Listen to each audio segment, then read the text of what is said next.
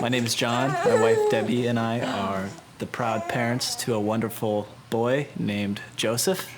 One of his other nicknames is the Amazing Jojo because how well he took all of his early challenges. So I got a phone call from Debbie and she said, I think there's a problem. I think my water broke. You need to come home right now. Debbie was 26 and a half weeks. along in her pregnancy. Doctor said, you need to go to the hospital right now. We went to the hospital and they basically said, You're not going anywhere. yeah, you're not going anywhere. You're stuck here until the baby's going to be born. And just to hear that just blows your mind. So the worst moment in the hospital, after you have him and they whisk him away, they have done all the tests that need to be done, and it's now when they come back and tell you, okay, here's where we're at. When you look back on it now, knowing what you know, you'll realize that it was actually okay, but what they tell you is some of the scariest things you will ever hear. You hear things like brain bleeds, the heart valve didn't shut, he's got E. coli. Meanwhile, he's hooked up to monitors and you see when his oxygen levels start to fall. It kicks in like, this is huge.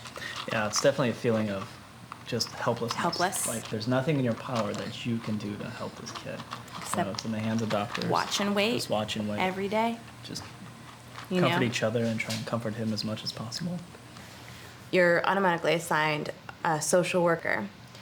It really is just somebody to support you and to educate you on the programs that are out there because you would never know.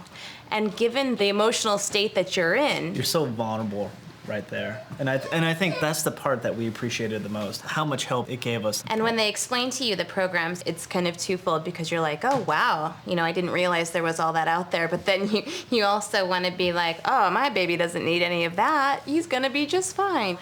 But you also realize that these programs will help you so much. And it was just nice that I didn't have to go somewhere, that I could just be in the comfort of my home and feel open to ask questions and not feel judged for being a new mom and not knowing the answers, and somebody that can help you along and say, here's some ways that you can help your baby. Our home visitor was from Arizona Early Intervention. It was a fantastic program to get us through what we needed to get through. It gave us the comfort and it gave us the direction that we needed. You'd never look at him and say, I bet that baby was born premature.